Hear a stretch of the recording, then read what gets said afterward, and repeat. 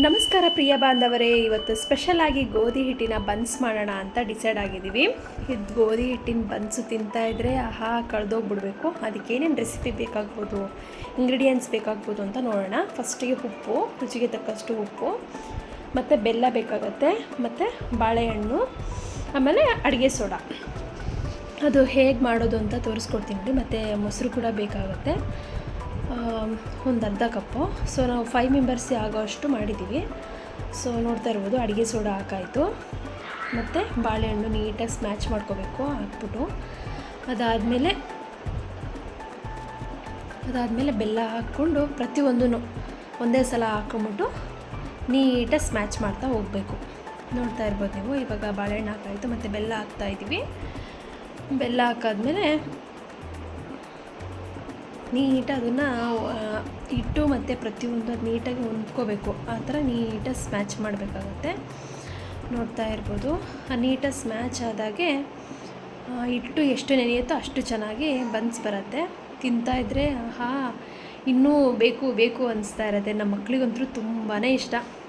Especially ನನ್ನ ಮಗ ವಿರಾಜು ಮತ್ತು ನನ್ನ ಸೊಸೆ ಬಬ್ಲಿಗೂ ಕೂಡ ಅಷ್ಟೇ. ಅತ್ತೆ ಇನ್ನೊಂದು ಮತ್ತೊಂದು ಅಂತ ಕೇಳ್ತಾನೆ ಇರ್ತಾರೆ. ಇಬ್ಬರು ಕಾಂಪಿಟೇಷನ್ ಮೇಲೆ. ರೆಗ್ಯುಲರಾಗಿ 2 ತಿಂತಾರೆ. ಸೊ ಬನ್ಸ್ ಮಾಡಿದಾಗ ಇಬ್ಬರು ಕೂಡ 3 ತಿಂತಾರೆ.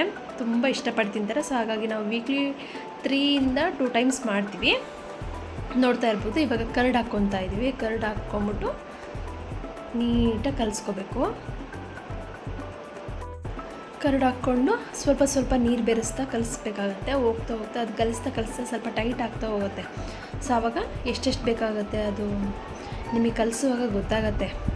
ಟೈಟ್ ಆಗ್ತಾಯಿದೆ, ಸ್ವಲ್ಪ ನೀರು ಹಾಕ್ಕೋಬೇಕು ಅಂತ ನಿಮಗೆ ಗೊತ್ತಾಗತ್ತದು. ನಾವು ಇಷ್ಟ ಹಾಕಬೇಕು ಅಂತ ಕೆಲವ್ರಿಗೆ ಅದೇ ಥರನೇ ಮಾಡೋಕ್ಕೆ ಹೋಗ್ತಾರೆ. ಸೊ ಅವಾಗ ಪ್ರಾಬ್ಲಮ್ ಆಗಿ ಇದೇನು ಹೇಳ್ಕೊಟ್ರಪ್ಪ ಅಂತ ಆಗ್ಬಾರ್ದಲ್ಲ.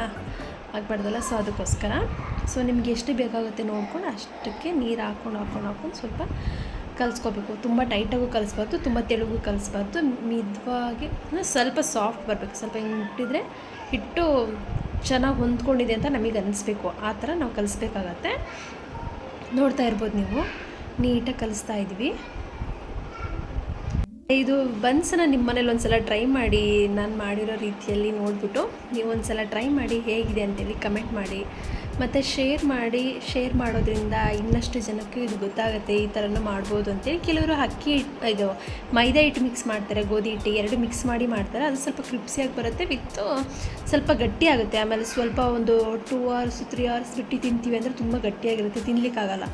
ಬಟ್ ನಾವು ಗೋಧಿ ಹಿಟ್ಟು ಹಾಕಿ ಮಾಡೋದ್ರಿಂದ ಎಷ್ಟೊತ್ತು ಬೇಕಾದರೂ ನಾವು ಇಟ್ಕೊಂಡು ತಿನ್ಬೋದು. ಇವಾಗ ಬೆಳಗ್ಗೆ ಮಾಡಿದ್ದು ನೀವು ಮಧ್ಯಾಹ್ನ ಇಲ್ಲ ಸಂಜೆ ತಿಂದ್ರೂ ಕೂಡ ಅಷ್ಟೇ ಸಾಫ್ಟ್ ಇರುತ್ತೆ. ಮತ್ತು ತಿನ್ನುವಾಗೂ ಗರಿಯಾಗಿರುತ್ತೆ, ತುಂಬ ಚೆನ್ನಾಗಿರುತ್ತೆ. ನೋಡ್ತಾ ಇರ್ಬೋದು. ಈ ಹದಕ್ಕೆ ನಾವು ಮಾಡ್ಕೊಬೇಕಾಗುತ್ತೆ ಹಿಟ್ಟನ್ನು. ಲಾಸ್ಟಿಗೆ ಎಲ್ಲ ಫಿನಿಶಿಂಗ್ ಆದಮೇಲೆ ಸ್ವಲ್ಪ ಆಯಿಲ್ ಹಾಕ್ಕೊಂಬಿಟ್ಟು ಕಲಿಸ್ಬೇಕು ನೀಟಾಗಿ. ಆಯಿಲ್ ಹಾಕಿದರೆ ನೀಟಾಗಿ ಇನ್ನೂ ಸ್ವಲ್ಪ ನೀಟಾಗಿ ಹೊಂದ್ಕೊಳ್ಳುತ್ತೆ ಹಿಟ್ಟು. ಸೊ ನೋಡ್ತಾ ಇರ್ಬೋದು, ನಾನು ಟಚ್ ಮಾಡ್ತಾಯಿದ್ದೀನಿ. ಅದೆಷ್ಟು ಸಾಫ್ಟ್ ಆಗಿದೆ ಅಂದರೆ ಈ ಹದಕ್ಕೆ ಬರಬೇಕು. ಈ ಹದಕ್ಕೆ ಬರೋವರೆಗೂ ನಾವು ಹಿಟ್ಟನ್ನು ಕಲಸಿ ಸೈಡಲ್ಲಿ ಇಡು. ಸ್ವಲ್ಪ ನೆಂದ್ಕೊಳಕ್ಕೆ ಬಿಟ್ಬಿಟ್ಟು ನಾನು ಸ್ವಲ್ಪ ಕಾಯಿ ಚಟ್ನಿ ಮಾಡೋಣ ಅಂತ ಡಿಸೈಡ್ ಆಗಿದ್ದೀನಿ. ಮತ್ತು ಉದ್ದೋದು ಕೂಡ ಅಷ್ಟೇ, ತುಂಬ ದೊಡ್ಡದಾಗಿ ಉದ್ದಬಾರ್ದು. ಒಂದು ಮೀಡಿಯಮ್, ಸ್ವಲ್ಪ ಒಂದು ಡ್ರೈ ಹಪ್ಪಳ ಕರಿತೀವಲ್ಲ ಆ ಹಪ್ಪಳ ಸೈಜಿಗೆ ಉತ್ಕೋಬೇಕು. ಅಷ್ಟೇ ಉತ್ಕೊಂಬಿಟ್ಟು ಈ ಕಾಯಿ ಚಟ್ನಿ, ಕಾಯಿ ಮತ್ತು ಉಪ್ಪು, ಬ್ಯಾಡಗಿ ಮೆಣಸಿನ್ಕಾಯಿ. ನಮ್ಮ ಮನೇಲಿ ಹಸಿಮೆಣಸು ಯೂಸ್ ಮಾಡೋದು ಕಡಿಮೆ, ಹಾಗಾಗಿ ನಾವು ಬ್ಯಾಡಗಿ ಮೆಣಸು ಯೂಸ್ ಮಾಡ್ತೀವಿ.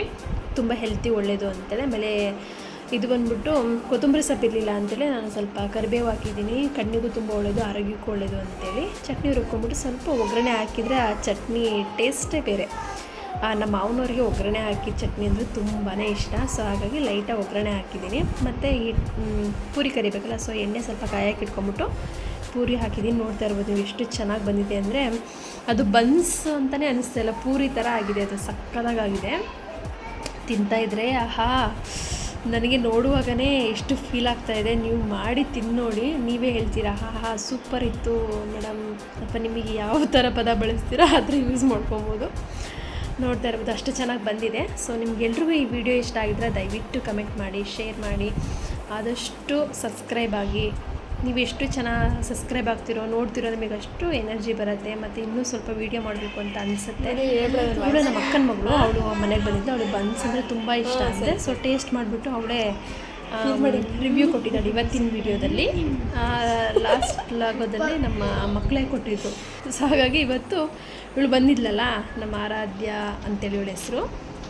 ಸೊ ಅವಳು ತಿಂದ್ಬಿಟ್ಟು ಅಕ್ಕ ಏನು ಸೂಪರ್ ಇದೆ ಅಕ್ಕ ಅಂತ ಹೇಳ್ತಿದ್ಲು. ಓಕೆ, ಟೇಕ್ ಕೇರ್, ಬಾಯ್. ನೆಕ್ಸ್ಟ್ ವಿಡಿಯೋದಲ್ಲಿ ಸಿಗೋಣ.